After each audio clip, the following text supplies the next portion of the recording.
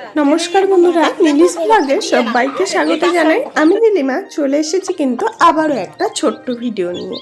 আর এই দেখুন, আমি আগের ভিডিওতে বলেছিলাম আমাদের মুরগির বাচ্চা তোলার জন্য ডিম বসানো হয়েছে।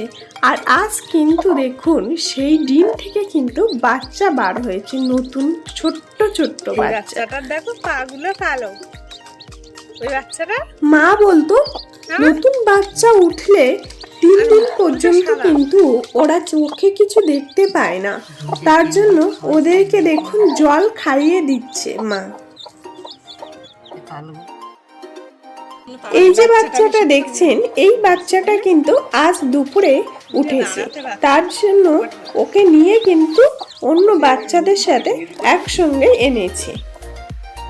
যেহেতু আমাদের বাড়ির মুরগির ডিম বসানো ছিল আর কয়েকটা ডিম অন্য লোকের বাড়ি থেকে আনা হয়েছিল, তার জন্য এই বাচ্চাটা দেখুন আমাদের যে করকনাথ মুরগি আছে সেই মুরগির বাচ্চার মতো লাগছে।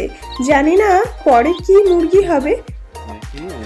তোমাদের দাদা ভাই বলছে যে এই মুরগির বাচ্চার চোখ দেখলে বোঝা যায় যে কি মুরগি হবে।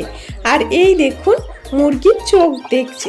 তোমাদের দাদা ভাই বলছে এটি কিন্তু করকনাথ মুরগি হবে। দেখি এখন পরবর্তীকালে কি মুরগি হয়।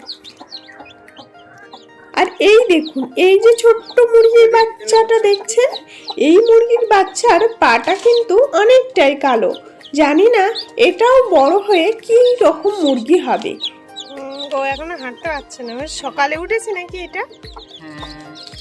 সকালে না দুপুরে উঠেছে, তাই দাঁড়াচ্ছে, তাই বলতে হয়।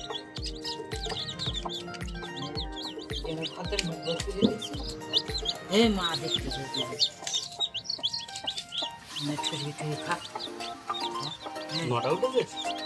আর একটা মেরে দিয়েছিল, এত বড় বাচ্চাটা মারি এরকম বড় লাল বাচ্চা।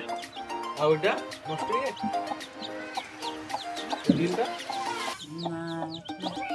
আছে, দেখো ভালো আছে, মানে লাস্টে পড়বে। ও এটা নিয়ে এসে ভাঙিয়ে দিই, লাস্টে পড়বে একটা ডিম যে আমি জানি কি। তো বন্ধুরা, ভিডিওটি আর বেশি বড় করব না, এখানেই শেষ করছি। আমার এই ছোট্ট ভিডিওটি তোমাদের কেমন লেগেছে অবশ্যই জানাতে ভুলবেন না। আর আমার চ্যানেলে যদি কোনো নতুন বন্ধু হয়ে থাকেন তাহলে চ্যানেলটি সাবস্ক্রাইব করে পাশে থাকার অনুরোধ রইল।